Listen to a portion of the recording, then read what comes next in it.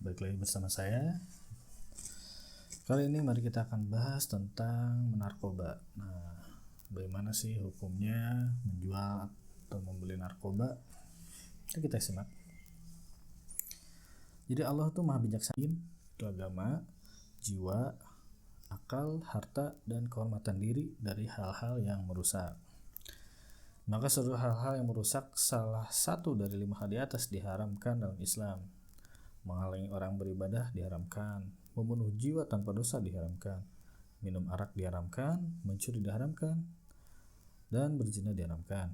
Oleh karena itu, semenjak umat Islam mengenal ganja pada akhir abad 6 Hijriah yang dibawa oleh pasukan Tatar di bawah pimpinan Genghis Khan, para ulama Islam telah mengharamkannya. Karena pengguna ganja tidak akan mendirikan sholat saat dia berada dalam pengaruh obat. Dia begitu berani membunuh siapapun termasuk orang tuanya sendiri. Jika tidak memberi uang untuk membeli ganja, dia juga akan mengalami kerusakan sistem pencernaan, saraf, pernapasan, reproduksi, jantung, mata, kulit, dan gigi, yang berarti dia membunuh dirinya sendiri secara perlahan. Nah, saat dia kehilangan akal akan pengaruh obat, semua hartanya siap dijual untuk mendapatkan obat-obatan. Bahkan bila pecandu obat orang itu seorang wanita, tidak jarang dia menjual kehormatan dirinya sebagai imbalan obat yang dibutuhkan. Nah, kira-kira ada nggak dalilnya? Oke, ini dalilnya yaitu yang pertama itu firman Allah ya. Mari kita saya ingat-ingat dulu itu sebelah mana ya? Kalau nggak salah daerah An-Nisa nih. An-Nisa ayat 29. Wala taqtulu anfusakum innallaha kana bikum rahima. Yang artinya, dan janganlah kamu membunuh dirimu, sesungguhnya Allah adalah maha penyayang kepadamu. Lalu, nah ya di atas tadi ya menjelaskan larangan Allah untuk bunuh diri, sedangkan mengkonsumsi obat-obat terlarang jelas merupakan tindakan bunuh diri secara perlahan. Berarti pelakunya melanggar larangan Allah, dan hukum melanggar larangan Allah adalah haram. Lalu selanjutnya, adakah sabda Nabi SAW tentang hal ini? Itu ada. Diriwayatkan oleh Ummi Salamah, Rasulullah melarang segala hal yang memabukkan dan menghilangkan akal. Itu di hadis riwayat Abu Daud Hasan oleh Ibnu Hajar.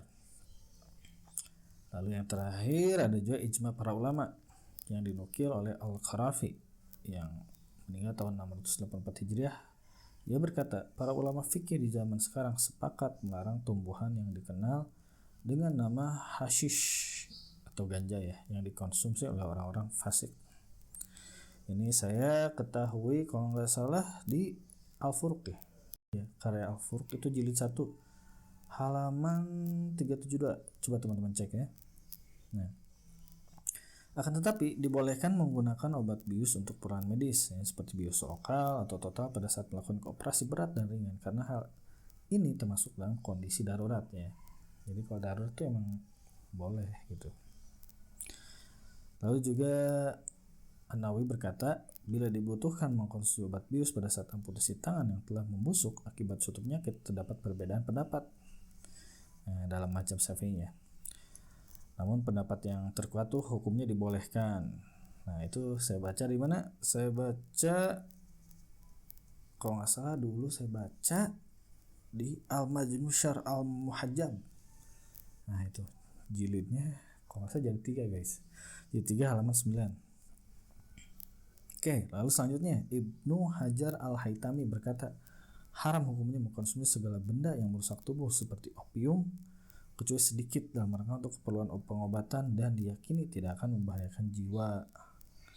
Itu saya dapat di Az-Zawajir jilid 1 halaman 172. Nah, guys.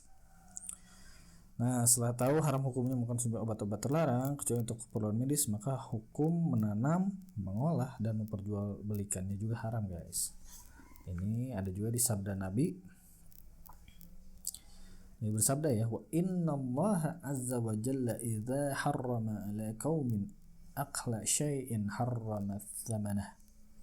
Sesungguhnya Allah bila mengharamkan memakan sesuatu, berarti Allah mengharamkan juga uang hasil penjualannya. Nah, ini hadisnya dari Abu Daud. dan ini syahih oleh Al-Albani.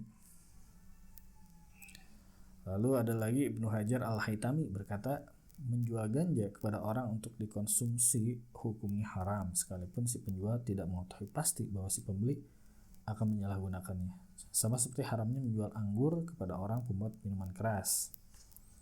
Nah, ini saya dapatkan dari Az-Zawajir jilid 1 halaman 172 ya guys.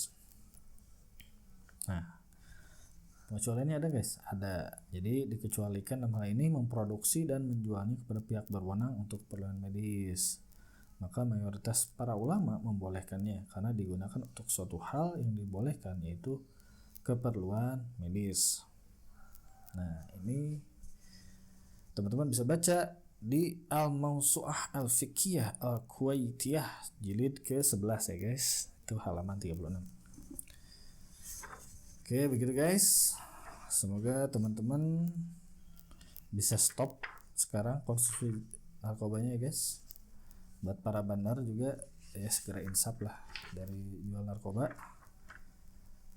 Ganti aja narkobanya jadi nasi rames, kopi dan bakso ya guys. Nah, itu boleh dikonsumsi maupun dijual, itu bebas ya guys. Assalamualaikum warahmatullahi wabarakatuh.